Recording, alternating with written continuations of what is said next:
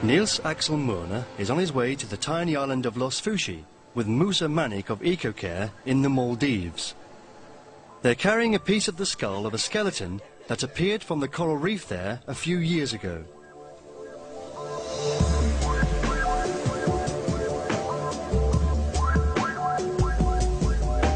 On the evidence of where the skeleton was found, and from carbon-14 dating, the sea level at the time the woman lived may now be reliably ascertained.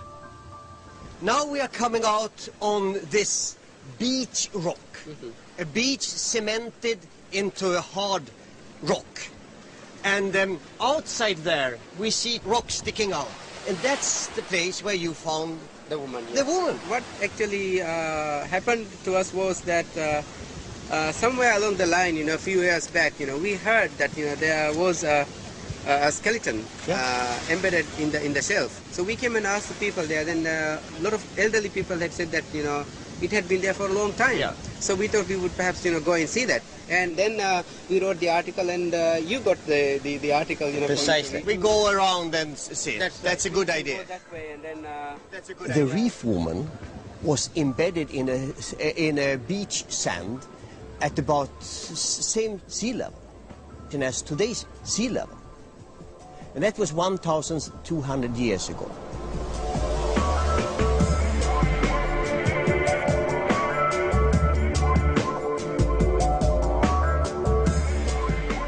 That's the ribs here.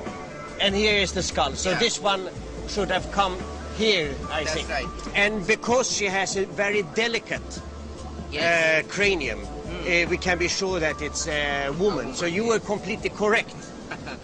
Because of its position in the reef, we can see that she lies embedded in a shore sand.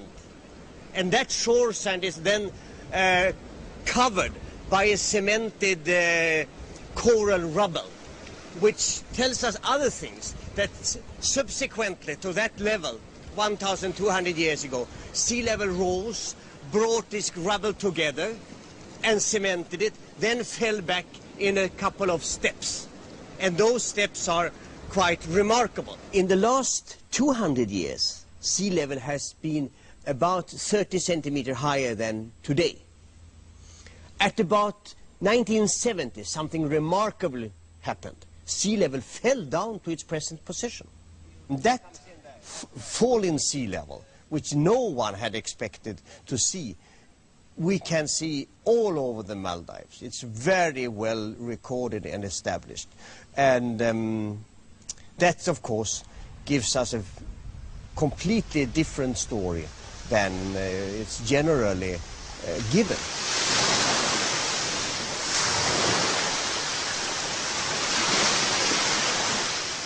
Here we are at the top of the present-day wave action. They deposit these coral fragments, and they are white because they are rounded by the waves of today. The other level, the gray level, is the top of the waves at the previous time.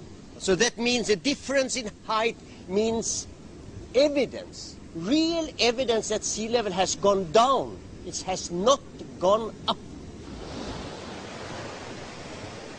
So the sea level around the Maldives is not rising. On the contrary, there has been a remarkable fall of 20 to 30 centimeters in the last 30 years.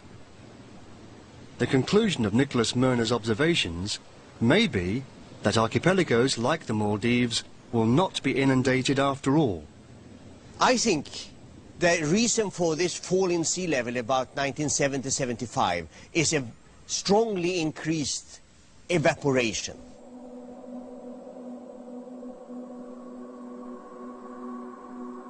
The Indian Ocean is very warm, and the evaporation is exceptionally strong.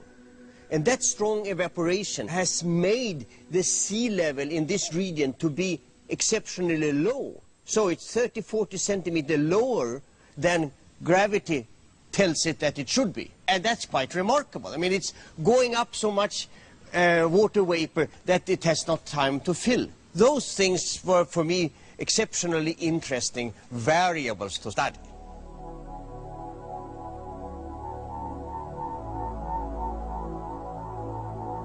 Evaporation from the oceans may actually ward off any future rises in sea level. Evaporation from the tropical oceans to the atmosphere moves the enormous volumes of water to other locations like the poles, where it falls as snow.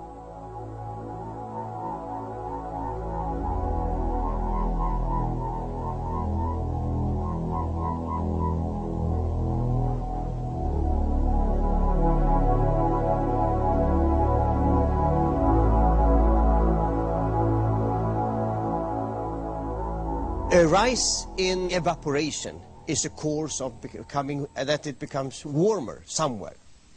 That's interesting. And it means if it gets more evaporation here over the Indian Ocean, somewhere else it can get more precipitation. But you cannot have increased precipitation somewhere if you don't have increased evaporation somewhere else. And that is the balance of the globe.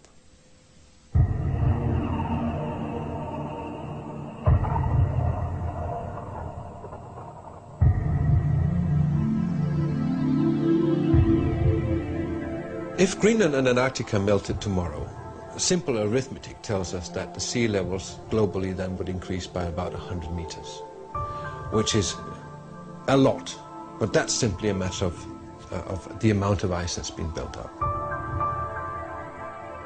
But it will not do that over 1 year. It will take about 2,000–3,000 years for it to do so, so it's a slow process.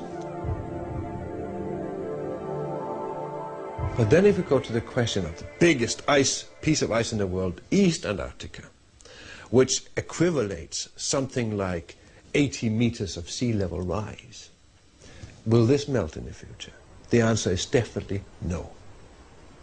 The average temperature in East Antarctica is so much below zero that even if we got a greenhouse effect, say, an enhanced greenhouse effect that would equivalent 10 degrees change on average, it would not melt the East Antarctic ice sheet because it's so cold.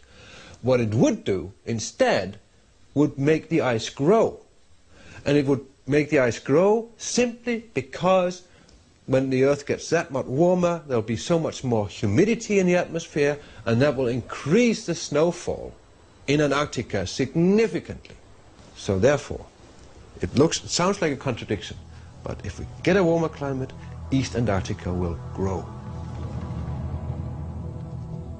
The warmth of the tropical ocean generates enormous amounts of water vapor, which is distributed to the rest of the world and falls as rain or snow.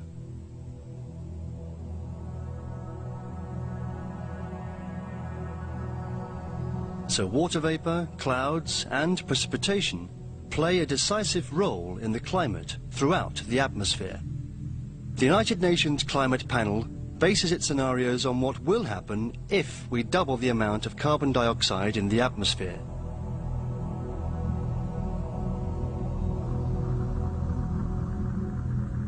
This would not only result in a climatic disaster. The calculations say that more carbon dioxide would also increase the amount of water in the atmosphere.